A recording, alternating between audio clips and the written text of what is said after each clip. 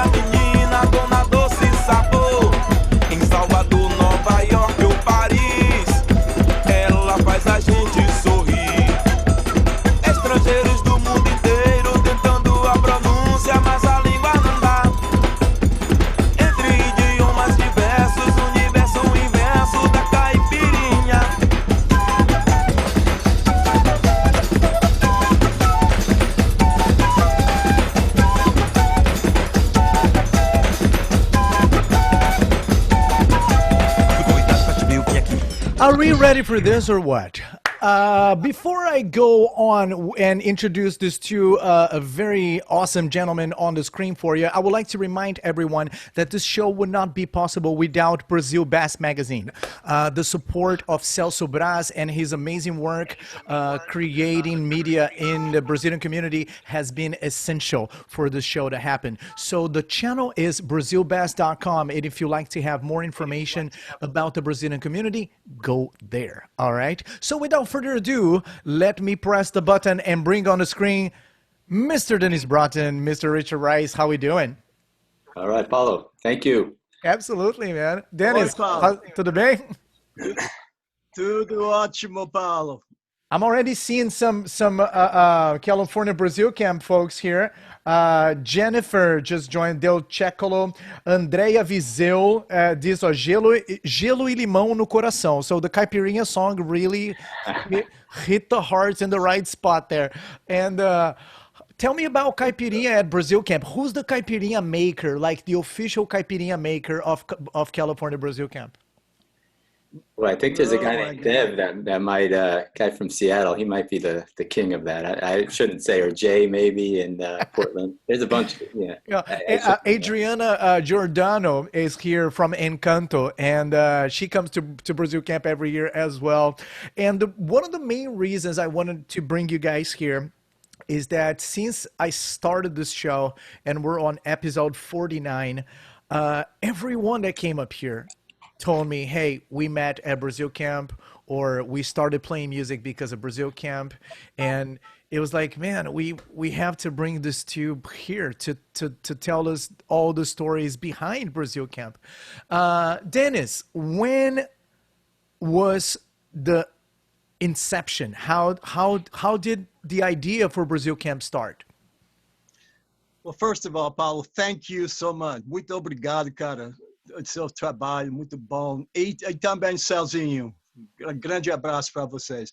A long time ago, when I was going to Brazil a lot, trying to be a percussionist and learn to play more, I realized that, there's a lot of stuff that we don't have here in the United States. And I remember doing some music amps in the 90s, 96, was up in Seattle with Carlos Oliveira, our great friend from Recife, who was living in the Bay Area at that point.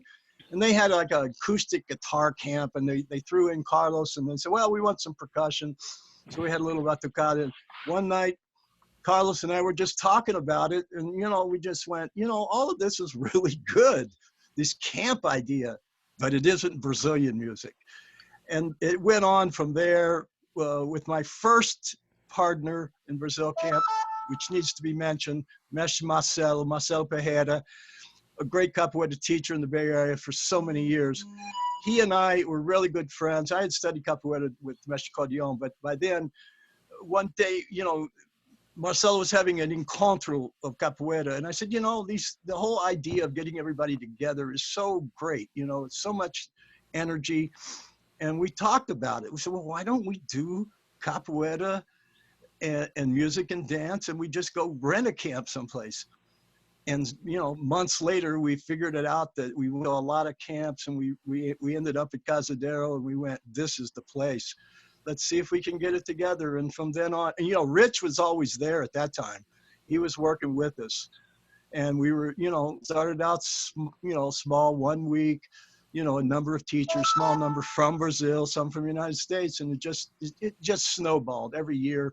It got better for 3 years, and then Marcelo had a medical issue. He had to take a year off from capoeira, and I also had a car wreck, so we didn't do anything for 1 year. After 3 years of capoeira, we had some great capoeira there.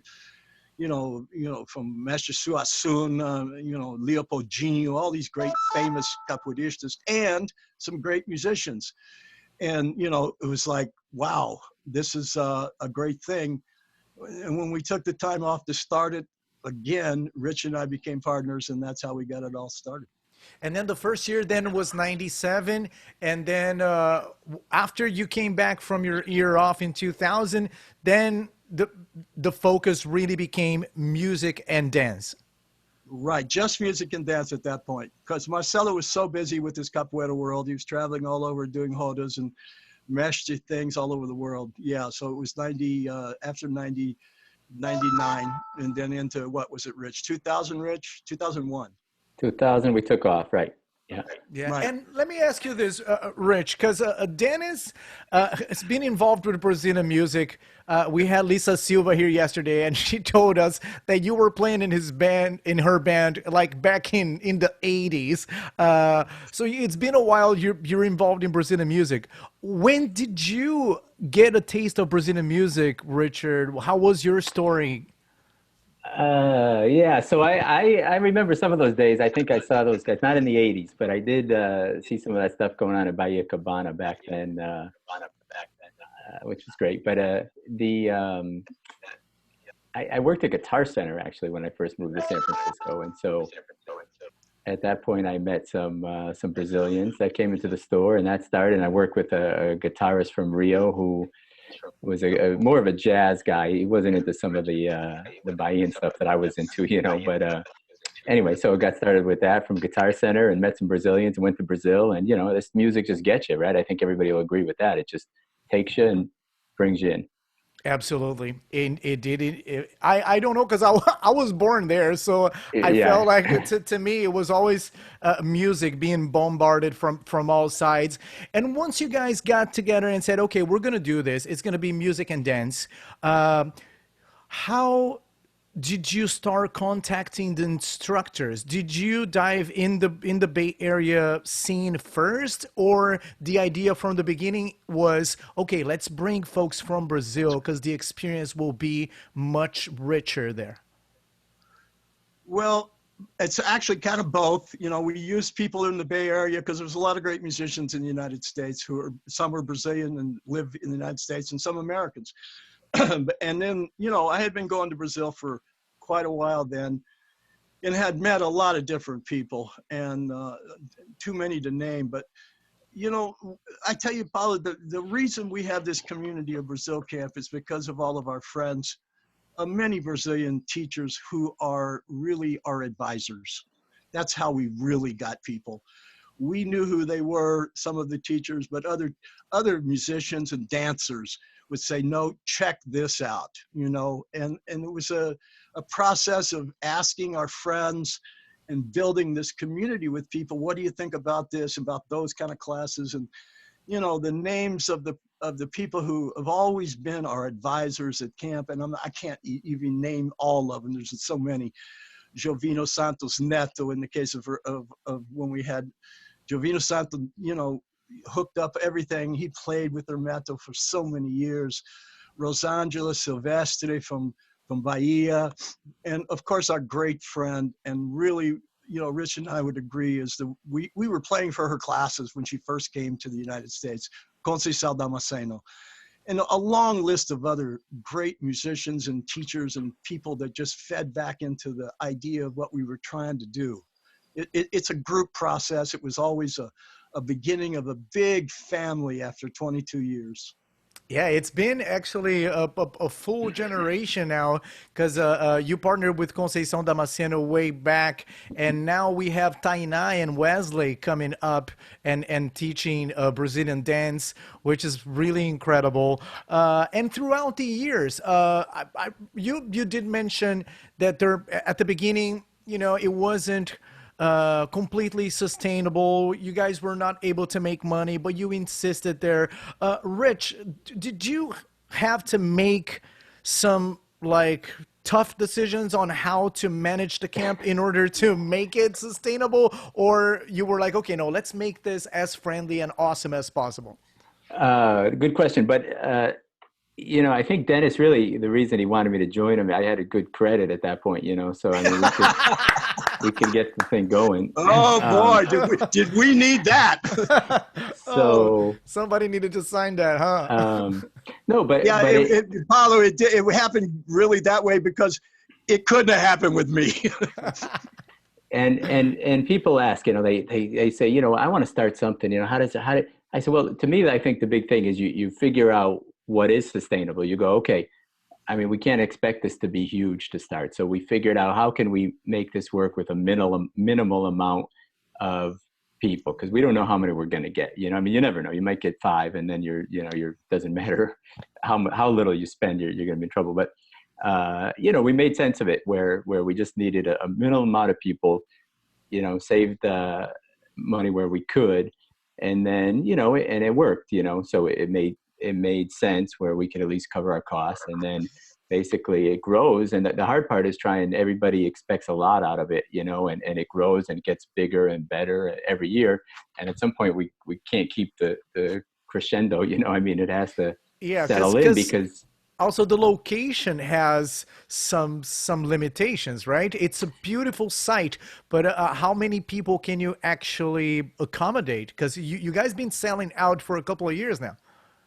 Correct. So yeah, it's beautiful. Is this background work? Is it this thing? Yeah, It makes absolutely. my head look strange, but short of that, yeah, it's an amazing place. Look at those trees. I mean, it's magical, and over the years, there's been some issues, right? They can't handle so many because of septic, right? So we can only put so many, and so many for class. We don't have class space for as much as we'd like to do sometimes. Um, so yes, there is a limit in how many we can get, and it would be great because there's more interest, but we can't fit more people safely and comfortably. So in that case, we have a limit. But people say, well, you could try somewhere else, but well, we could, but this is magic, and Yeah. I don't think it would be the same That's somewhere else. So that's right. It is a magical place. It's an old Indian grounds where Indians used to live. The redwood trees are anywhere from 1,000 to 1,500 years old, and we knew when we got there this was a special place. And did you guys find out about that place because of other camps, or you went on a tour around the state trying to figure out what the best place was? Well, when we first started, me and Marcelo, we took drives. We went to a lot of different camps. We looked them up online, but we went to them. And, there was no question once we got to Cazadero that this was the place. It had everything we need. And the people are great. A big shout out to Cazadero Performing Arts, Jim and Anita Mazzaferro, and the people who run it. They run their own camp all summer. And we come in and rent it from the last 2 weeks of August for 22 years. And they have been just exceptionally wonderful people to work with. And everyone involved is just having such a great time, from the way food works in the kitchen, and the communal feeling that everyone has when they're not in classes and activities. They're in the middle of the woods jamming together. It's really super special.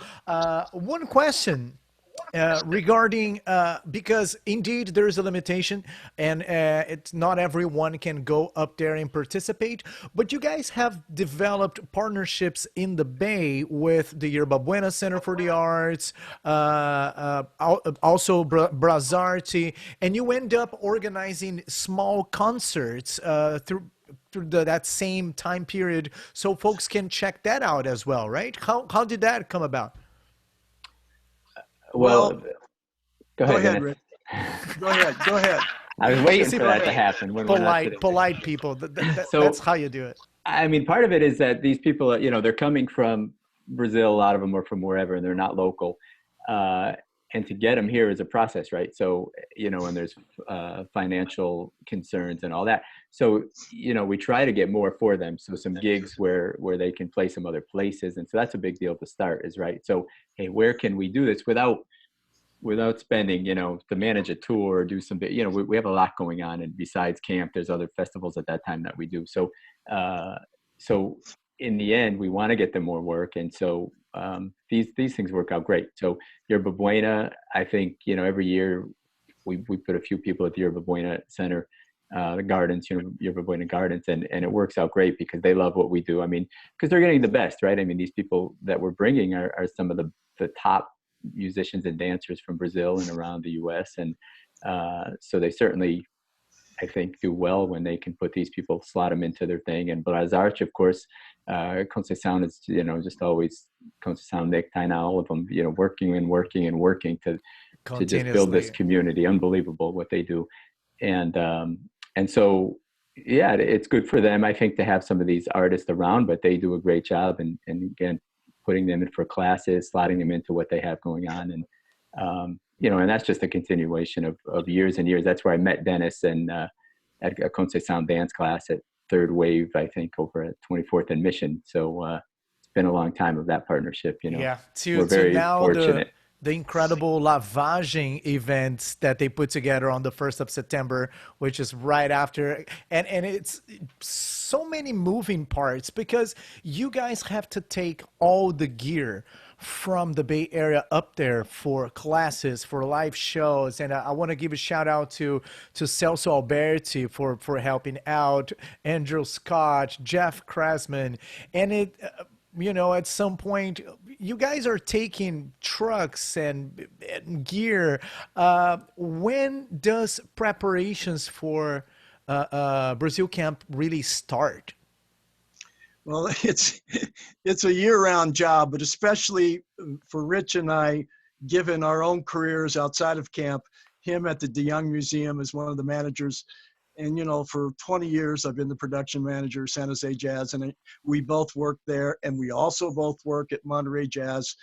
On a side note, today, sadly, Monterey Jazz will not happen this year in September. They canceled today. But nonetheless, it will come back. But we have to keep on it pretty much all summer to keep everything going.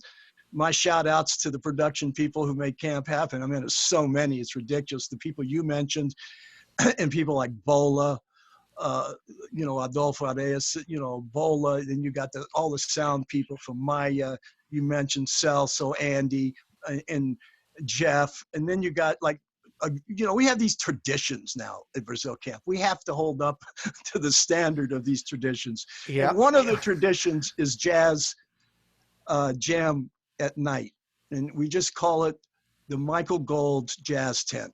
And Michael Gold, our longtime friend, every year he's making all these arrangements for camp to get all of his gear. He builds a jazz club in the middle of the forest. And it's just so happening. Everybody loves it. All the people who are into Brazilian jazz go there at night to hear the teachers jam, and the students get to jam with them. And it's, you know, all these things take a lot of time to build. And all the people who throw in, all the drivers, it's so many people that help get people up there. It is a production, but as I know that you know, because you are a production manager, it's a big deal that most people don't even know. They get there and it's all done. Yeah, it's there, They go, right? wow, It's wow, that's magical. great. It's almost well, how did done. that happen? You go, well, let me tell you. Yeah, and that time of the year is usually pretty busy for me because of all the festivals and everything. But I'm coming up for the forró nights now. There is the weekly forró night that I think the last one we had Spock, you know, just getting 4 or 5 accordions lined up together with everyone involved. It's pretty amazing. And let's talk about some of the names that you guys had throughout the years. I have here the page for Flickr that shows some of those photos from years past. So let me share that with you guys here, and then we can start looking at them. So here's the page for California Brazil Camp. Who's the photographer here, Rich? That's Eric Crawford, who's been with us since the beginning, and his daughter Freya has been there every year of her life, I think, so far. And so he takes the pictures, among other things, that he does for us, and a great friend and supporter. So I think some of these people watching, let's see who we've got going. You know, this looks great. A lot of people watching, I think, are going to find themselves in these pictures. So, all right. So which year would you like to start? Dennis, you wanted what? 2011. Let's pick. Yeah, here's 2011, and then that looks like Sergio. So there's Ivan Lins playing at his class when he was there, and here's Mr. Marco Silva here. Marco Silva, the great composer, pianist in the Bay Area for so many years, such a great musician, very much a part of Brazil Camp from the beginning. There's Moisés Marques, who actually, on this particular thing they were rehearsing a tune, Ivan wrote the tune when he got to camp. He just went out in the forest and wrote a tune, but it was all, it was without words. When Moisés woke up the next morning and said, I'm writing the words to this tune, do you mind? And he goes, no, write it. And he wrote this beautiful lyrics to Ivan's tune, and that's the choir and the musicians playing and singing that tune. That's so cool. The tune was called The Road to Cazadero. That was the name of the tune. Yeah, I think there's something on YouTube. You could find some of that happening. I love Moisés Marques. He's been composing great forró tunes, and here's the kiddos in the middle of the night. So this is one of the evening performances. Now we're getting to some daytime classes. There's right? Claudia Villela, great Claudia, the best unbelievable singer you could ever want to work with, and a longtime friend of ours. I love Claudia. She's so wonderful. She's great, and her classes are really inspiring because she takes us away from the center of the camp, where there's like a small marketplace, kind of a cafe across the street there, Bakery, and yeah. yeah, and well, it's really something. Who's the dude with the carioca shirt here? That's Sergio yeah. Damasceno. There's the directors of the camp, Anita. You went by. We missed Shusha.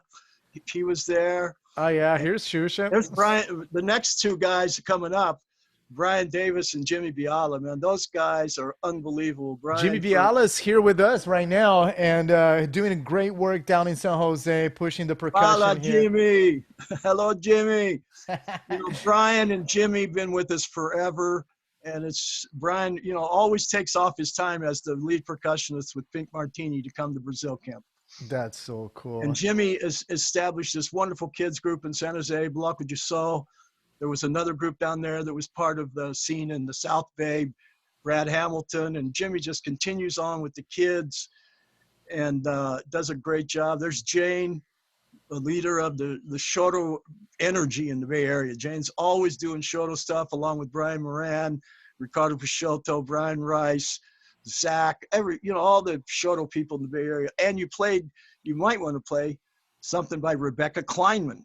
Oh yeah, I have a tune here from Rebecca. Rebecca's been going up there every year, and a lot of collaborations that Rebecca started with Alessandro Pinesi, with Julio Lemos, with some of the folks that she's been working, even with Hermeto. I think she met Hermeto down in the Shoto Festival of Jericoacoara, but when he came up here, that's when things really started happening for them.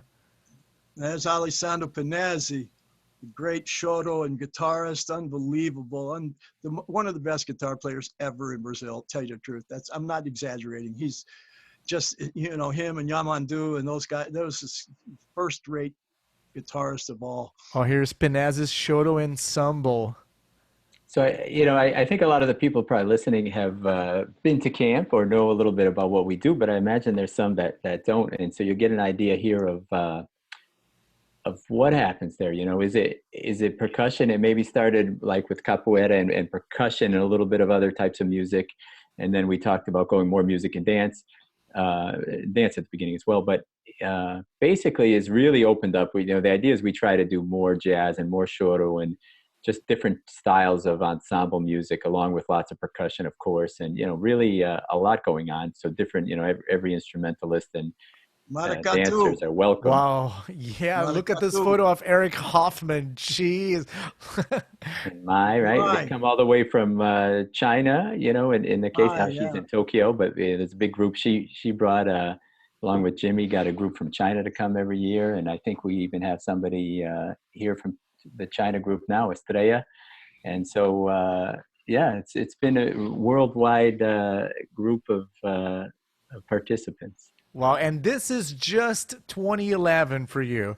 So if we go back, we'll be able to see photos of all the years from 2001 on. It's really... As early as they had cameras. I think we didn't have cameras at the first few years, but after that, now we've got pictures. I didn't see this swimming pool. Where is this? That's an old one. There's Vanderlei Pereira, the great drummer who lives in New York. Unbelievable. He was the guy that actually introduced me to Spock, was Vanderlei. Oh, cool. Yeah, Spock now simply loves the Bay Area. The Craftsman family kind of adopted him, and they went to Recife for Carnival. And when Jeff and Sandy went to play with Spock for Carnival, I coincidentally was there and got hired to be just running around Spock all day long with the camera. It was, man, to catch that guy, he won't stop. It's simply tiring. I know, like for a whole night at camp, you put a few of these guys together, like Spock and Vitor Gonçalves, the sanfona player from New York. They don't stop. the forró starts, and then 4 hours later it stops. You know, that's the way they come at it. Wow, There's this some is great so cool. pictures of people. We probably missed a few people, but you know, there's some other people, man. You've seen a lot of percussion at camp. You know, Maracatu, the Orisha stuff, and Yeah, here's Danda. Batucada. Yeah, Donda Daoda. She lives in Santa Cruz along with Papiba. They Samba Da, great part of the history of Brazilian music in the Bay Area. But the one guy I haven't mentioned yet, I've been waiting to, is the guy who is the soul of the percussion at Brazil Camp. My great friend, my teacher, my inspiration is Jorge Alabé. I have to mention him because Absolutely. without his help, we would Here's be Georgia here. there he There he is. is singing. Oh, he does it all. He sings, he dances, Odisha, all the, you know, his real name is Jorge Bezerra, but everybody knows him as Jorge Alabé. Alabé is the highest rank you can get when you're a candomblé drummer. You Because know all he's the the songs. real Alabe there, and he's He been for many years. is. Yeah, Casa Branca is where he comes out of. And, you know, him, and like I said, there's so many great people that come, students who are already very great dancers and musicians. They're professional level. And, you know, that's what brings the people here, is because they can come here and very humbly study, even though they can go and play a lot of music and dance already. They come here because they want to learn from some new people, new styles, something they haven't, you know, been able to reach. They haven't gone to Brazil enough. Or, you know, that's kind of the secret to why we have so many people, you know, come back every year. You see those pictures of all those people in the camp photo. Yeah, let's look at Man, there's this so one. many professional people in there too. I mean, now Yeah. we're getting a lot of young people also. But the young professional musicians, they come out because the experience and the exchange is simply amazing. And for the veterans that have been doing this for years, to feed off that energy and see that their knowledge is moving and going places all over the country, it's really amazing. It became indeed a reference for Brazilian music and teaching and culture and dance, not only in California but everywhere. While we show some of these pictures, as you mentioned, Dennis, I want to play a song from Rebecca Kleiman, because she's being. Actually, one question before I go to this tune. When you guys think that jazz and Brazilian music kind of married together there at California Brazil Camp? Rich, you want to answer anything? Yeah, I mean, I think from the beginning there was some of that going on, but really, I know Dennis is really wanted to change the focus. In the end, I mean, I bring in some of the teachers and some of the things and set some of that, but it's mostly Dennis. And I've said this before, anybody that's listened to us talk before probably has heard some of these. I only have a, you know, a handful of stories, same stories, but nevertheless, Dennis is the one that goes and you know, mostly makes the connections with the teachers. And what's pretty exciting about it is that everybody that comes to camp, they may not know who these people are, but they've been, and they trust that it's going to be great. They trust that this faculty is just going to be phenomenal. And I trust Dennis for that matter, because I don't know some of the people either. He says, we got to have this person. I say, all right, let's see if we can make it work, you know? So it's nice how that goes. But, you know, I think early on, I mean, he's a percussionist, I'm a percussionist, drum set player. And so of course that was what brought me in, you know, Bahia, you know, kind of local stuff was just, you know, amazing to me to start. And of course some schools, but all this other stuff is brilliant. Right. And what's going on in these people that are coming. So I think early on in the 2000s, you know, really started a little more focus on jazz, and then Choro stuff. You know, Marco Silva was there early on doing his great jazz stuff. And so, you know, we're able to just kind of boost it from there. He brought Chico Pinheiro and things like that, you know, and it's the word of mouth. So, you know, Dennis goes to Brazil. Oh, I talked to this person. He said, yeah, he knows about us. He said, anytime I want to be there, you know, and so everybody wants it, which is great, you know. Yeah. And then when folks like Chico Pinheiro and Alessandro go back to Brazil and say, man, I've been to this place, and then it's just Yeah. So that's kind of nice when the word of mouth, and the same with the students. You won't find ads all over. You see me on social media, not so well. We're not so great at that. We need, some people help us out, but because they advertise it, just kind of word of mouth has done it in the years. Absolutely, So yeah. that built the programs up is your question. So, I mean, a lot of people come to camp are jazz musicians on their own, and they play Brazilian music. And, you can't talk to or be in a band with a bunch of guys who play jazz and Brazilian jazz and not know about guys like Toninho Horta, Ginga. You can't, you will find out Dodi Caymmi, their tunes are in your standards book. And when you have a chance to go and hang with them, people just go nuts. They go, man, these are the guys I've listened to. I'm older. I have a lot of records. And, I used to listen to all these people and I go, man, these guys are there and these gals are there. These dancers are there. We had a lot of people come and go, man, you have Yvonne Lins? What the hell? You have Joyce Moreno? You have Monica Samasso? You have Margareth Menezes? What? I got to come for that. I mean, these are top-notch artist in Brazil. And, I've always said, and I might have said it earlier, but I'll say it again, Brazilian music in the United States especially does not get enough attention. With all the talent, all the styles of music, the incredible energy, you talk to many Brazilians, oh yeah, they go, oh yeah, I love Brazilian music. And I go, well, that's a great thing. What kind, dude? Yeah. There's 100 kinds of Brazilian music. Absolutely, yeah. And to have all these people in one spot for a week, and a lot of people sit there and go, I'm sitting next to Toninho Horta. I'm having lunch with him, man. I'm talking to the guy. I'm hanging with him, and then I'm taking his classes. And then late at night at the jazz tent, I'm sitting in with the guy. I mean, that's that commercial, priceless. That's why people come back. And the younger players, the younger musicians in Brazil, because we want that. Pedro Martins, Pipoquinha, all those guys have come to camp. They're all 20, 22 years old, and they're all ready. Like last year, we had Pipoquinho, Pedro Martins, and Toninho there, and at the end, they went back to Brazil and recorded a record together, and they didn't even know each other. There you have it. Yeah. They made the connection at camp, and they said, Toninho said, no, let's go in the studio. You guys, I want to record this.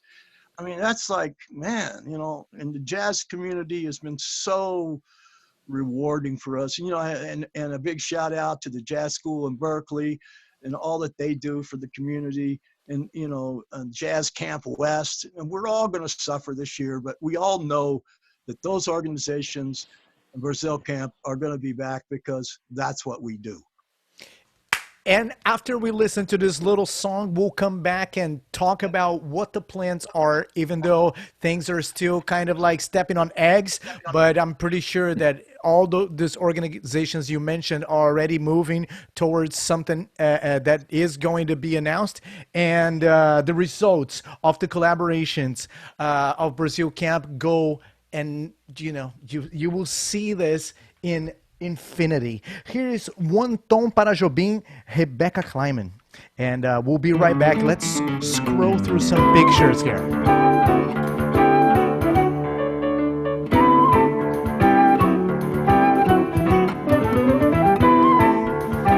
This is Tamo Junto, and you are live with Dennis Broughton and Richard Rice.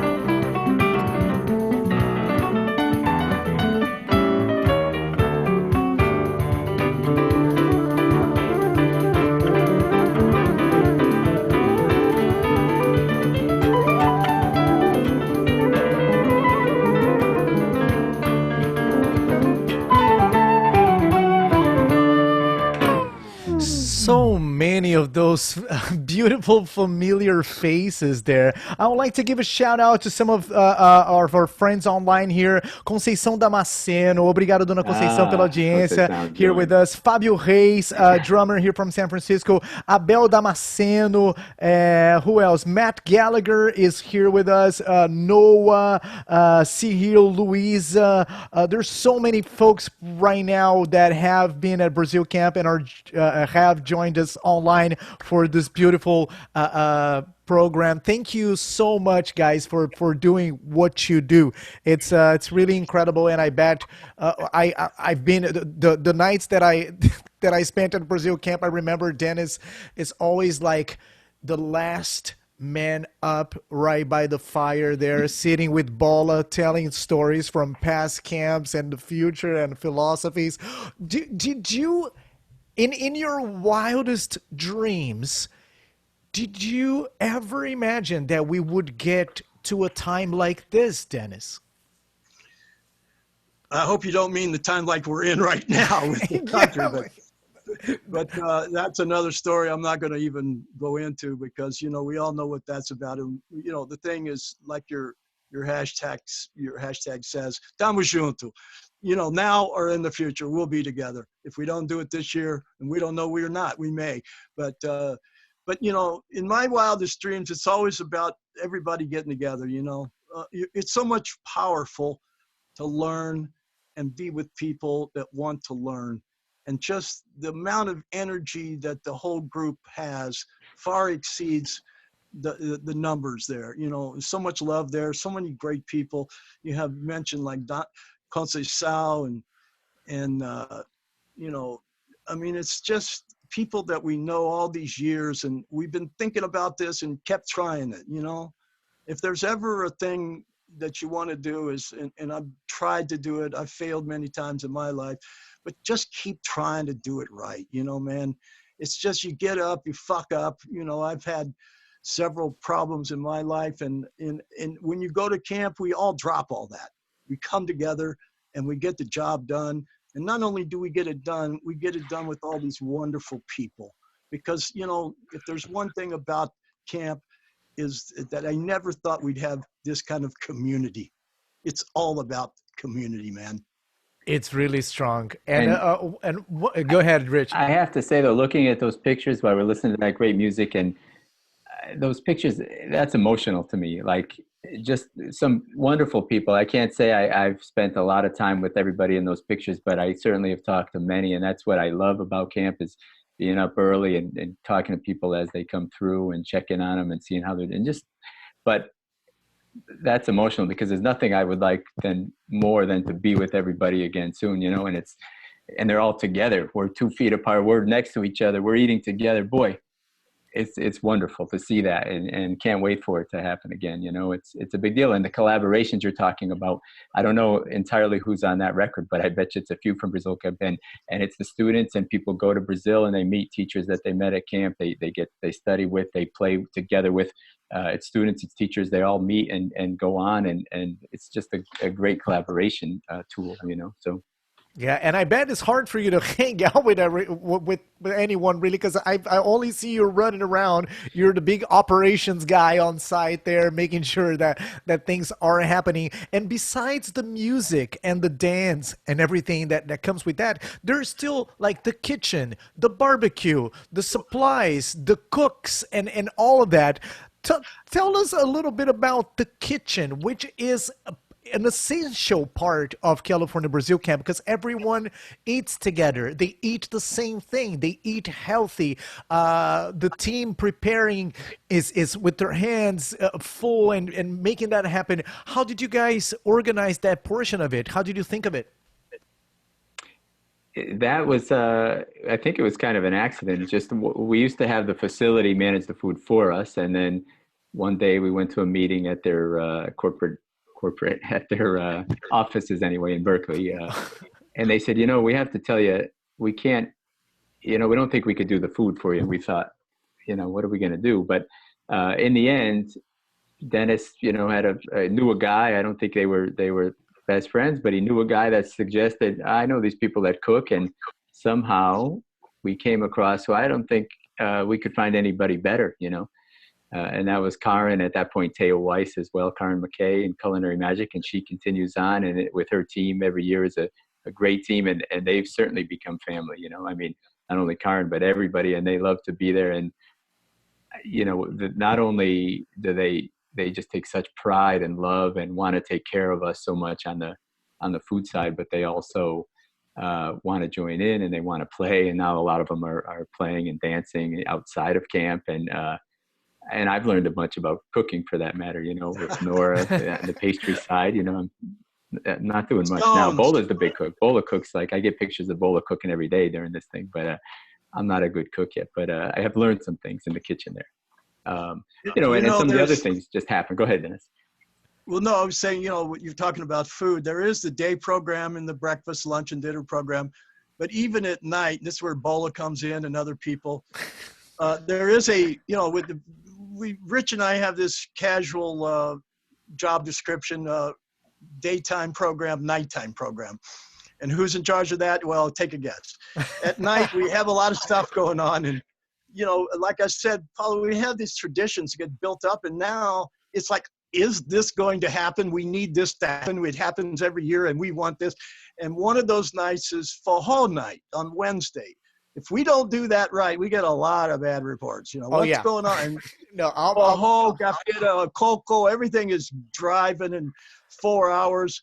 But of course, it doesn't really fit in, how do you say the jeitinho? You got to have churrasco. Well, it's 12 night or 1 o'clock. Then you just got to do the churrasco at 12 o'clock or 1 o'clock in the morning. That's just the way it's got to be. Yeah, Bola is. You just got to have it. and the cooks in the kitchen, they go here. I order the meat. You're on your own. Me and Bola are out there, and other people. Jacques Adé has been a barbecue master, and every Wednesday night it's going to happen. Everybody's now it's got to happen. Yeah, it's on the agenda right there. And the nightlife at Brazil Camp, it's something unexpected. One other guy I want to mention on that, and I forgot to mention him, is Capucho from Capucho Produções, my good friend, one of our advisors, totally, he's the director of the Shoto Jazz Festival in Jericoacoara. And also, an unbelievable festival I've gone to many times, because that's where all the best Shoto players and jazz players go to play for him. And it's unbelievable, free in Jericoacoara, up in Serra, a beautiful beach town. And, Capucho, you have one job at camp this one year, is you have to make the Brazilian style churrasco. We're getting complaints. Get out there. So we had a half a pig. We roasted a half a pig on a spit at the fire circle, and it was ready at it was like perfect, and Capucho was responsible for that, but he's also one of the great advisors because of his, long time career in Brazil. We haven't talked about a lot of people. We talk about a lot of Americans. There's so many. It's impossible to fit everyone in just 1 hour show here, and just online. We're seeing so many folks that have already been to California Brazil Camp and are wondering what's going to happen and how. And we did touch the subject quickly earlier today, and it's hard to have answers. But how are you guys? Wrapping your minds around California Brazil Camp 2020. What can folks expect at this point? I mean, that's a good question on any front, right? No one knows what to expect, and things change daily. And so we thought, in a sense, in that case, it's really no point in making a definitive sort of announcement on it right now. I mean, it's, honestly unlikely that we're going to be able to gather people and do this thing, but, in the structure that we know, right?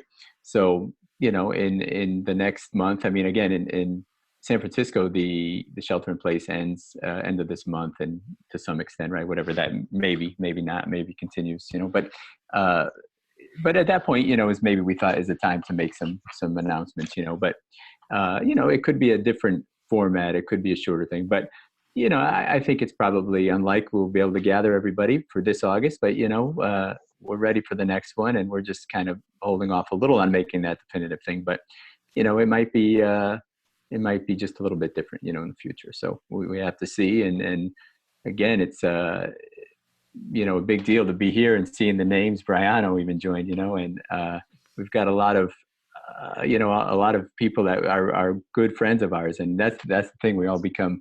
It's not just a matter of like we're doing this and then these people are our guests. They're friends. And so great to see everybody joining. And if this is how we're going to be together, this is still really nice. Yeah, no, friends and family that really care about California Brazil Camp and the people involved. But Dennis, you were going to say something. Well, just that, in the final analysis of this decision, it's about people's health, and how we're all going to make it happen. And as a production person, how difficult it is to do an event anyway. You add on this, and I have to say that we have to be careful. We don't know if we can pull it off. We both have done a lot of live events and had to do a lot of strange stuff, but this is a major thing. And we also understand that, like I said, it's not the end here. It's just a postponement. We may be able to do this. We're not going to make a decision for a while. And so many people feel like we do that, of course, we all want to be there. We want to see each other. It's our once a year time when we get to share the joy and the love of what we all do. But, I will always want to fall on the side of caution when it comes to people's health. I would hate for somebody to not get there, and have some kind of health problem. That would be the worst, Absolutely. We just have to be very careful with our decision. And we have actually been asking our guests here at Tamo Junto, on the flip side of the negative, impacts that the pandemic had in the business, in the economy, and for everyone. It's been a great opportunity for us to see another side of it. And what for you, Rich, has been a good lesson that something you've realized by the grand pause that we were forced to be in? Not necessarily on a camp note, but just on a personal note, you realize certain things that you can, I sort of kind of go, well, this is temporary in life, and sort of the space I'm in. And you just realize when you're forced to sort of be, how should I put it? Like just the physical space that I'm in. I'm not in this beautiful space with these trees right now. For all of you who thought I was up at camp, that's the place that I stay, up in that little room is my room at Brazil Camp. So it's kind of a fitting place, I thought. But nevertheless, you go, boy, this is nice to come home after work and go back to work and not spend, but it's not the most comfortable space to live in 24 hours a day. So you kind of go, all right, I need to focus on that. I need to build these things. So I'm ready to make better, certain things in my life and focus on certain relationships where you go, people have been, just so great. My friends, of course, taking good care of me. If they're out, they're getting things and things like my neighbors down, so it's just been, that's been wonderful, right? Is the extra generous, kind of idea that I've seen, so. The human kindness back to the humankind, right? Right. Dennis, when I first reached out to ask you for this interview, I remember you said this phrase, "Oh, hey, how's it going? What a show we're in, isn't it?" But out of this crazy show that we're seeing here, and in California, at least we can say, hey, we're unified behind the authorities' directions to do this or that. In Brazil, we see that's not happening, and it's really rough out there. But on the positive note, shelter in place, what's been good for you? Well, I've been cooking a lot more. I'm a good cook, and I even got a lot more chances to do that. And then connect with people that I haven't connected with in a long time, people that but you don't keep in touch that much. And that's been good. But of course, like Rich said, you kind of turn in on yourself and go, what am I doing? What the hell's going on here with your life? I'm older than most, not to mention the numbers, but I'm up there. And, all these festivals I work for, and this, you're in the business, they're all gone for another year. And I had to really sit down and go, I got to look at this thing in a realistic manner. Also, with financial considerations, we've spent money already on camp that we're not going to see back. We have a few people that have helped us out a little bit. God bless them. But it's a time when you just sit down, man. It's not just get up and go every day like a lot of us are used to. And you get to see all these great things, people on your program and others in Brazil. And you also think about the people in Brazil, man. And I've been in touch with a lot of musicians and friends there, and boy, it is so much worse in many ways. And we're in the United States. Our economy is going to bounce back, we hope. But boy, I tell you, right now in Brazil, especially people, the people we work with a lot, take for instance the people from the favela who, are part of the samba schools. That is a rough thing going on there right now. No consideration for those people. And, they just canceled Carnival for next year. And there's so many people, I saw it online, Liesa, the Liga Independente das Escolas de Samba, cancelada, it's gone. And man, I go, man, the people that build the floats, all the rehearsals, the ensayos every week, the classes, the dance classes, all the artists that make the costumes, build the floats, what the hell are they going to do to eat? And we think it makes you wonder in some sense how good you have it here.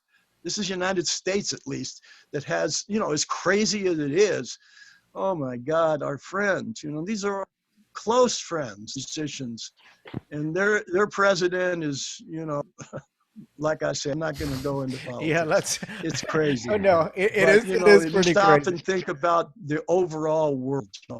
And there are many ways folks can get involved. Actually, if you are interested in supporting, there are lots of organization, musicians getting organized, and folks that are online asking for support.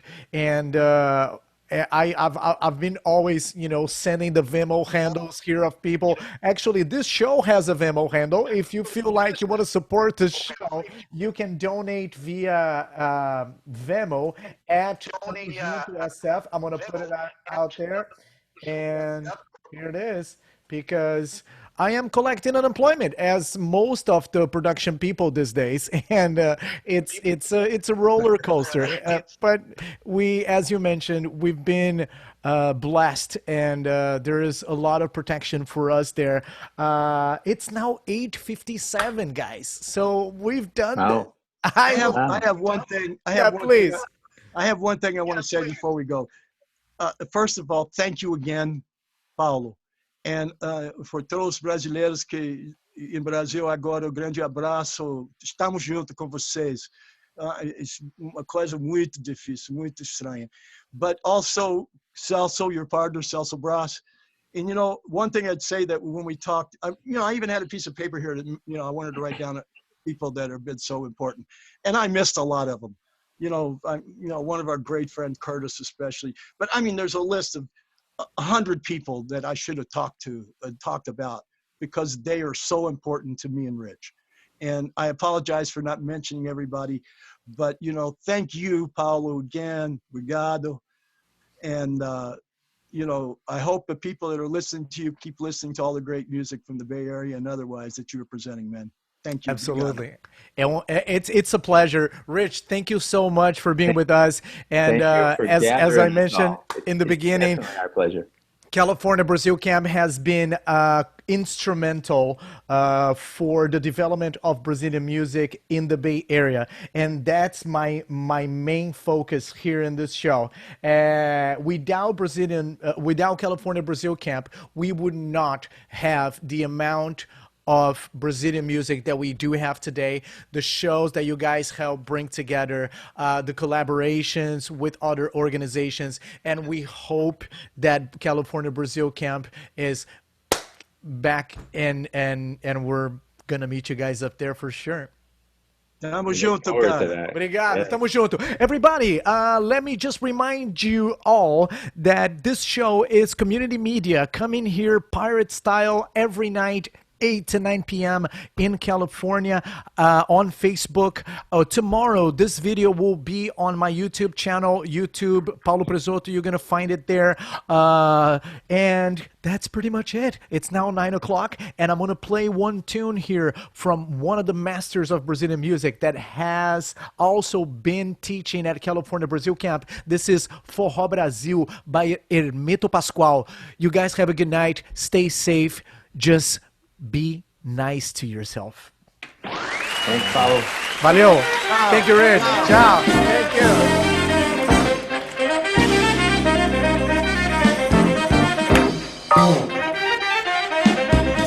That is it, everybody.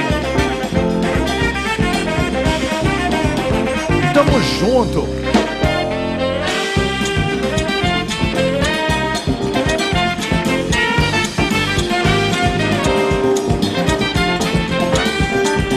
California, Brazil Camp.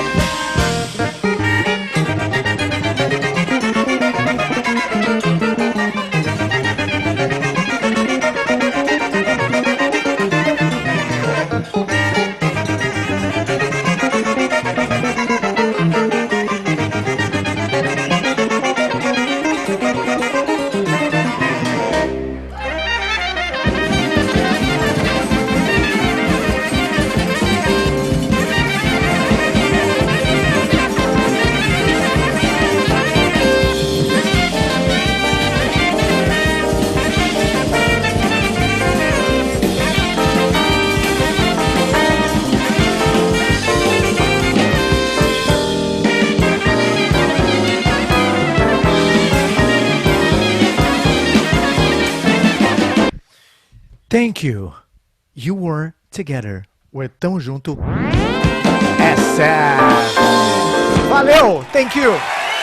See you next time. Tomorrow. Thanks for watching. Tamo junto. Até a próxima. Valeu.